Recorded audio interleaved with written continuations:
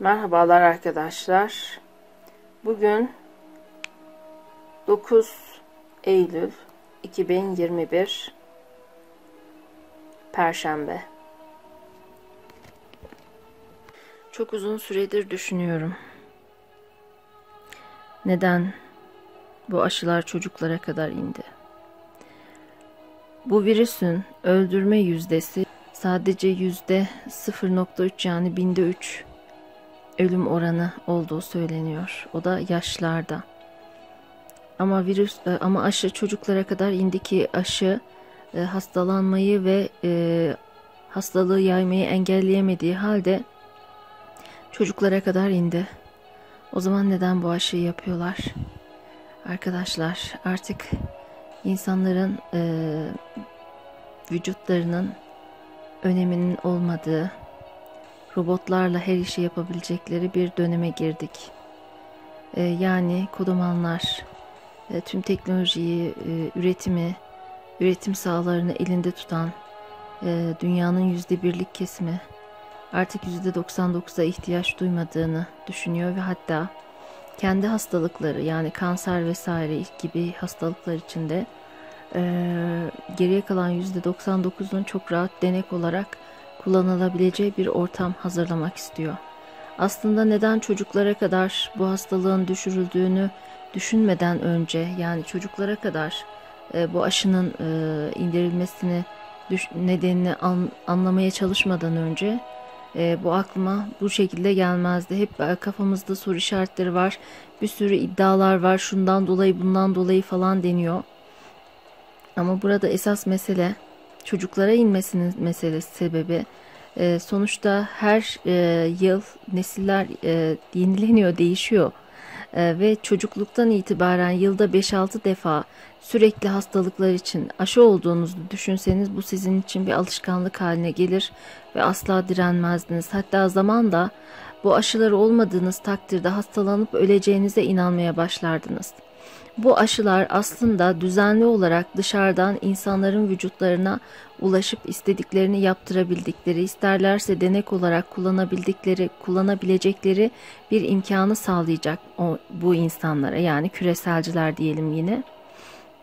Bu %1'lik kesim özellikle kanserle alakalı araştırmaları var ve bununla ilgili çok kalabalık yoğun denekler bulamadılar uzun yıllarca.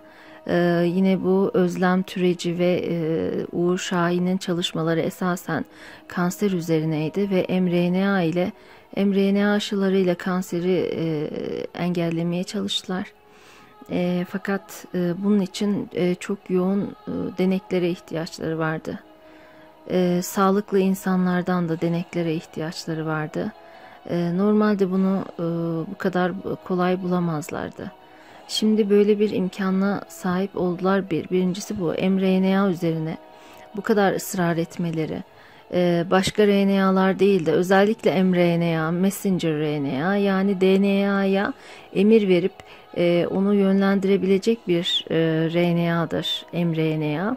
Özellikle mRNA üzerinde çalışılmasının sebebi, istiyorlar ki düzenli ve sürekli üzerinde deney yapabilecekleri ve buna itiraz etmeyecek, aşı olmadıkları takdirde öleceğine inandıkları nesiller oluşturmak. Bu yüzden çocuklara kadar indirdiler. Yani insanlara fark ettirmeden sürekli olarak insanlar onların denekleri haline gelecek. Bir kısmına placebo, örnek veriyorum, bir kısmına aşı verilecek. Yani bu tabii ki mesela bir Texas eyaletinde diyelim ki herhangi bir hastalık için bu şekilde tabii bu zamanla olacak bir şey. Yani belki virüsün de bu yüzden hemen ortadan kalkmaması gerekiyor. Aslında virüs hani bu kadar tantanası yapılabilecek bir şey de değildi. Evet, çok insan öldürüyor ama gerçekten kendiliğinden çıkmış bir virüs olsaydı tıpkı vebada ya da İspanyol gribinde olduğu gibi zamanla bu insanların kendi içerisindeki alışkanlıklarıyla zaten ortadan kalkacaktı. Mutasyonların normalde insanlarla uyumlu bir şekilde insanlara daha az zarar verici noktaya giderek değişmesinden bahsetmiyorum bile.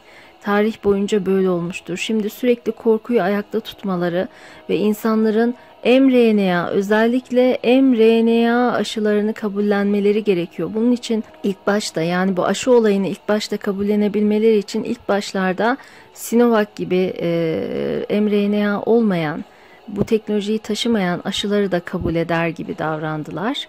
İlk başta bunlar da olurmuş gibi davrandılar. Şimdi bunların hiçbir etkisinin olmadığı söyleniyor. Çünkü esas mesele insanların hayatları boyunca yılda 5-6 defa mRNA aşılarını kabullenmeleriydi.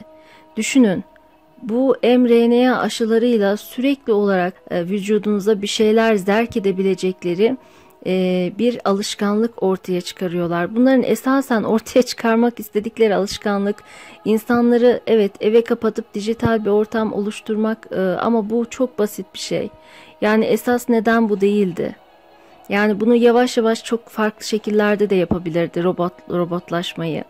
Ama bunların esas istedikleri şey ve dediğim gibi çocuklara kadar bu aşının düşürülmesi, ki çocukların hiç ihtiyacı olmadığı halde.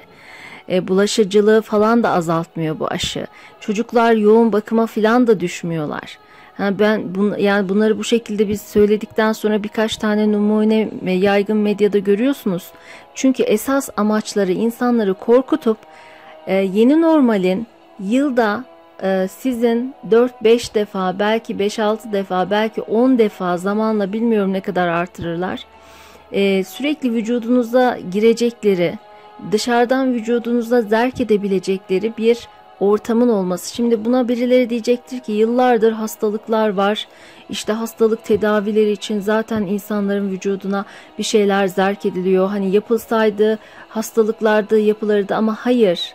Burada denekler olabilmesi için sağlıklı insanlara ve hasta insanlara ihtiyaç vardır. Yani yeni bir şeylerin denenebilmesi için bazen gönüllü bulmak mesela çok ciddi hastalıklarda, çok ciddi ağır ilaçlarda çok zor olabilir ve yeterince olmayabilir. Ama yani bunlar için zaten bir tanesinin kanserini yenmek bile, yani bu %1'likteki bir kesimdeki tek bir kişinin, belki en başlarındaki kişinin kanserini yenmek bile %99'u harcamaya bedeldir. Yani bu insanlar olaya bu şekilde bakıyorlar. Artık o %99'da ihtiyacımız yok. Hepsi ölse geberse gitse bile bizim işimize gelir diyorlar ve zaten 8 milyarı 500 milyonun altına indirmeyi hedeflediklerini de zaman zaman hep açıkladılar. Yani bu insanlara dünya yetmeyeceği için değil, geri kalan insanlara ihtiyaçları olmadığı için ve yani niye onları sırtımızda taşıyalım? Niye olsun onlar? Onlara ne ihtiyaç var? Yani biz şöyle düşünürüz. Ya yaratılanı severiz yaratandan ötürü. Allah yaratmış. İnsan da her türlü canlı da bizim için değerlidir. Bunlar o bakışta olan insanlar değiller. Bunlar nasıl kullanırız? O insanı nasıl kullanırız diye bakarlar. Dolayısıyla esas mesele insanları sürekli aşı olmaya alıştırmaktı. Çünkü sağlıklı insanların vücuduna hem de DNA'larına emir verecek mRNA ile girebilecekleri ancak bu virüs kaldıraç olarak kullanılarak aşıydı. Bu aşılara, yani sürekli insanların vücutlarına mRNA ile girilmesine alışkanlık haline getirmek istiyorlar. Bu yüzden çocuklara kadar indirdiler. Çocukların hiç mi hiç ihtiyacı olmadığı halde, dediğim gibi bunlar çocukların ihtiyacı yok, neden çocuklara gerekiyor falan diye ortaya çıktığınızda inanın çocukları hedef alan bir yeni virüs de ortaya çıkarabilirler. Çünkü dediğim gibi bunların esas amaçları artık insanların, geriye kalan %99'un sürekli vücuduna mRNA ile girip DNA'larına istediklerini yapabilecekleri bir ortamı kabullendirebilecekleri bir durum oluşturmak arkadaşlar. Esas neden budur. O yüzden dediğim gibi insanlar her türlü aşıya alışsın diye ilk başta mesela Sinovac gibi mRNA olmayan aşılar, onları da kabul ettiler. Ama şimdi onlar da kesinlikle bir işe yaramıyor diyorlar. Çünkü esas mesele burada, tekrar söylüyorum, mRNA aşılarıyla, mRNA teknolojisiyle insanların vücuduna yılda hem de 5-6 defa girerek bunu bir alışkanlık haline getirterek insanların sürekli denekleri haline gelmesini sağlamak, belki uzak planda daha farklı şeyler de var.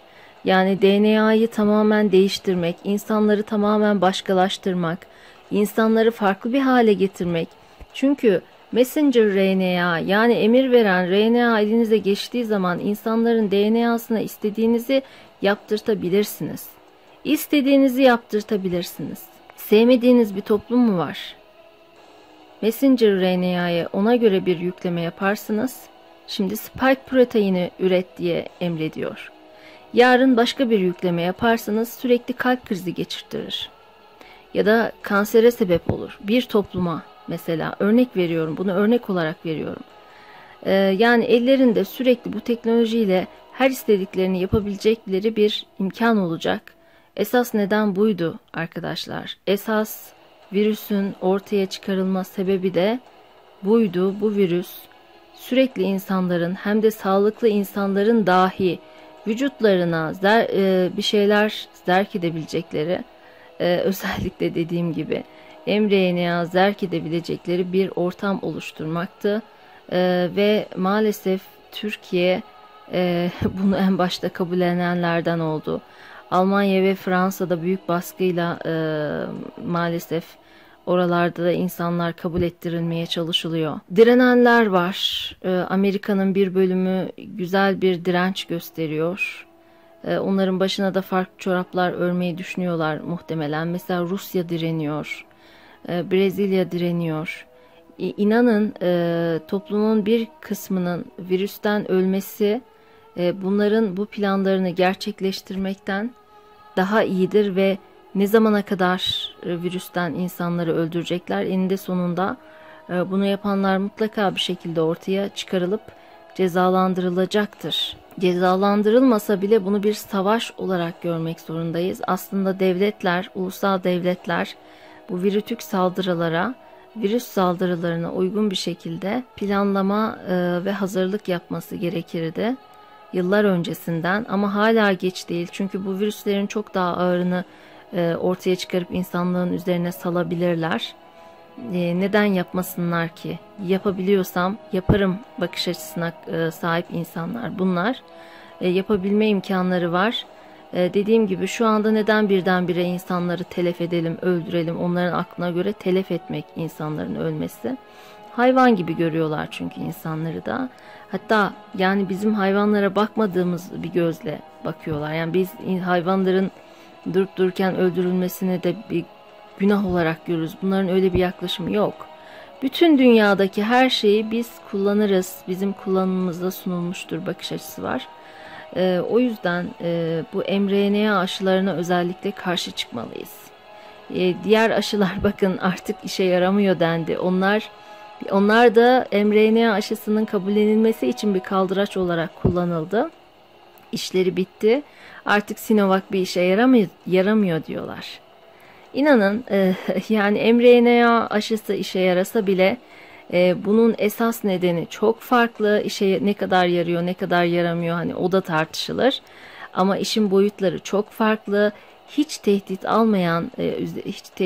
altında olmayan çocukların dahi bu şekilde mRNA aşısıyla aşılanmak istenmesinin esas sebebi bunu yeni normal, yeni alışkanlık. Hatta biz 5-6 defa bir yılda aşılanmazsak ölürüz mantığını yeni nesillerin zihnine kazımak istiyorlar yavaş yavaş. Ve bunu uygulaya yapabilirler. Rabbim hepimizi korusun. Allah'a emanet olun.